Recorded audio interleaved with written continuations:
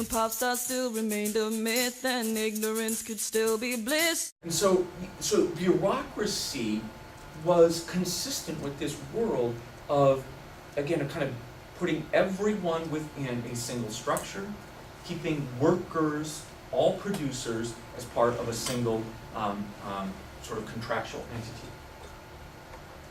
There were problems with that for profit. And what has happened in post-Fordism is the idea that everyone who works for a company, everyone who's part of the production system of a company, is an employee, is gone. The goal is to actually shrink down the employees of a corporation to as small a core as possible. For a variety of reasons. One is to avoid the long-term liabilities that are associated with employees.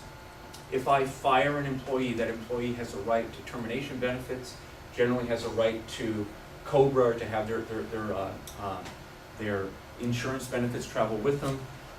If they file for unemployment, I'm on the hook for unemployment for them.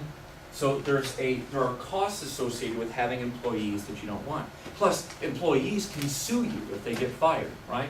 And try to get something back out of you. So there's a lot of liability associated with having an employee.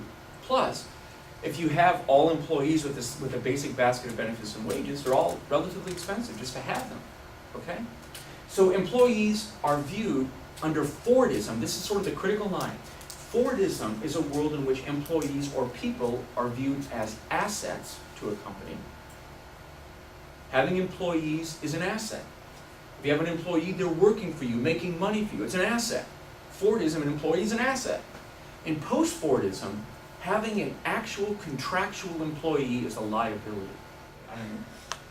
But once you start contracting your work out, okay, to temporary agencies and other companies and so on, once you start doing it, do you need to keep those contracted entities national?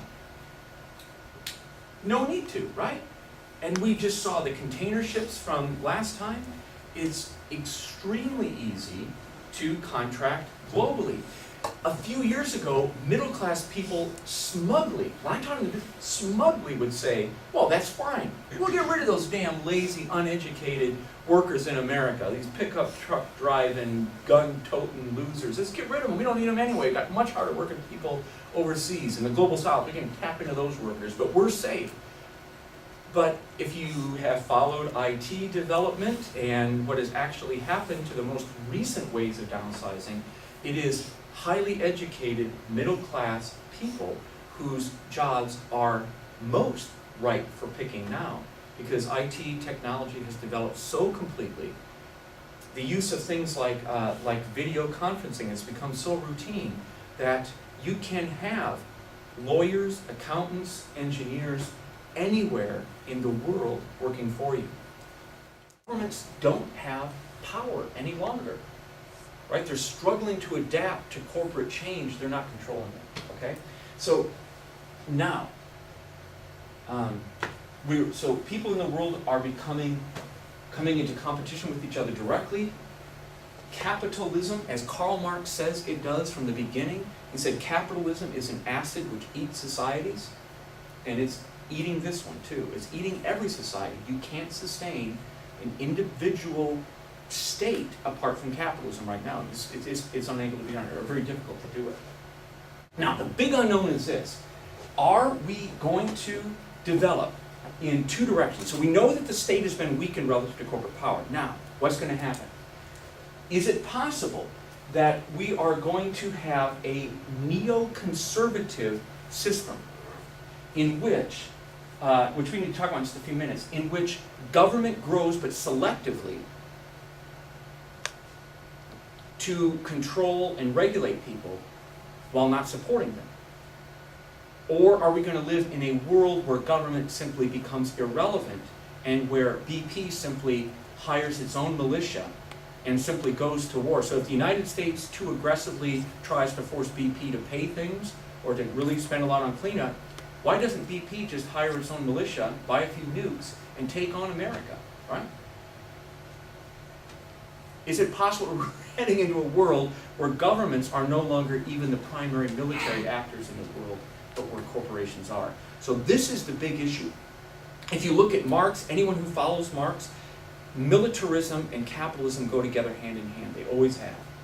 So the big issue is whether or not the militarism that's inherent to capitalism is going to be in government hands or in corporate hands. Now, free market capitalist thinkers emphasize that militarism will die. We're going to talk about that. Neoliberalism had this idea that militarism is going to die. I don't think any of us today would think that militarism is going to die, that we don't need military, we don't need armies, we don't need military anymore. So is it going to be corporate or is it going to be in the hands of government? That's sort of one of our big questions here, okay?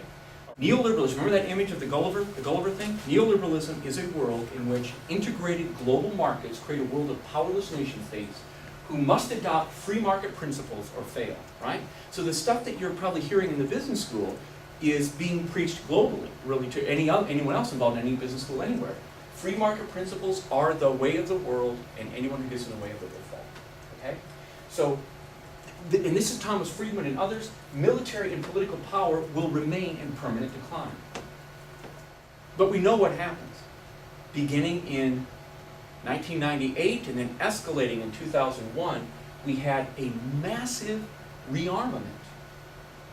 And even if it wasn't massive in absolute terms, it was massive in terms of a turnaround, a U-turn in the direction of change in military power. Instead of military becoming weaker and less significant, it became much more significant. So, Bob Antonio, many others are referring to this kind of globalization not as neoliberalism, but as neoconservatism, okay?